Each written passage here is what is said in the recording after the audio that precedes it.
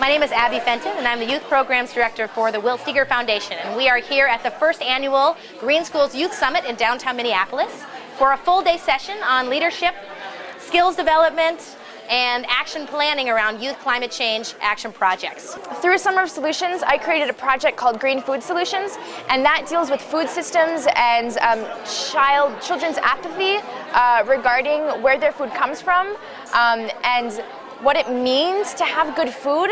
So I guess our goal is to empower a community that values food and its quality. And that means not only educating children about how to make their food and where it comes from and how to grow their food, but also encouraging parents to support those decisions.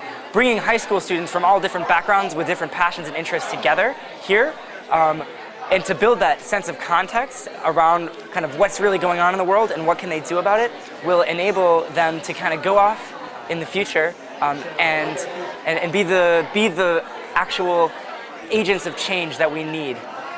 I founded the Will Steger Foundation with a mission to inspire your generation to take action, positive action around climate change. And it was an inspiration for me to walk in the room here about 11 o'clock, seeing you all working. We have over 125 youth here from high schools across the state of Minnesota, the Midwest, and nationally, including a small team of youth leaders that came in a day before to actually participate in peer mentorship during the program. We also have keynote speakers Will Steger and Philippe Cousteau, which is a great honor, and are thrilled to have such incredible participation and energy here today.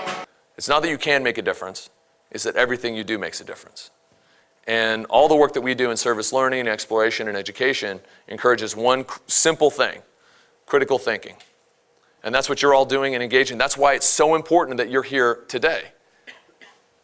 Because what you're doing is thinking critically about the world around you and saying, I want to do something, I want to take action. The reason young people are important to this problem is because it is their future. Whatever that's happening now is going to be affecting young people tomorrow, which are the leaders for tomorrow. And so it is important as young people as having the energy, having the passion to be able to do something so that the problem that we're looking at today is not going to be passed on to the next generation. And the next generation is us. And so it's in our power as young people, having the power and the energy and the enthusiasm and the will to be able to talk to leaders, our local leaders, national leaders, or our parents, our school administrators, to say, this is what we're passionate about. We want to take action, and it's now. Not only is it mostly children who will pay, but I believe it is mostly children who can find and implement the solutions and fix this challenge. And that it's our role as educators to give them the tools and the knowledge to do so. You all know that young people are the key to our future. That's why you're all here. You're educators. That's why you do this work.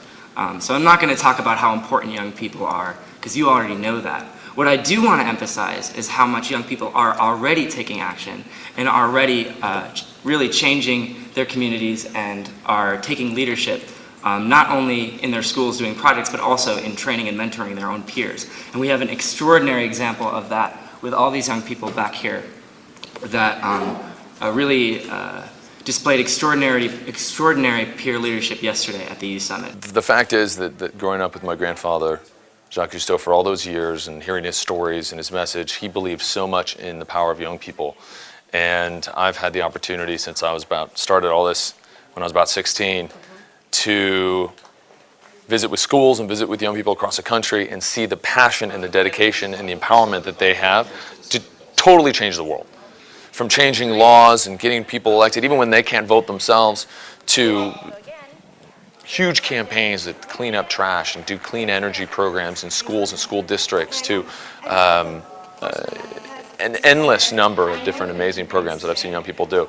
I realized that that's where we need to go. My grandfather was right. That's the future. We need to be focusing on the next generation. Not some of the older generations, though we do programs for them too, but really looking at how young people coming in to the fold, coming into the economy, coming into society out of high school and university are the ones that have the power that will change this world, that are changing this world. And that's the thing, is kids aren't just the leaders of tomorrow, they're the leaders of today.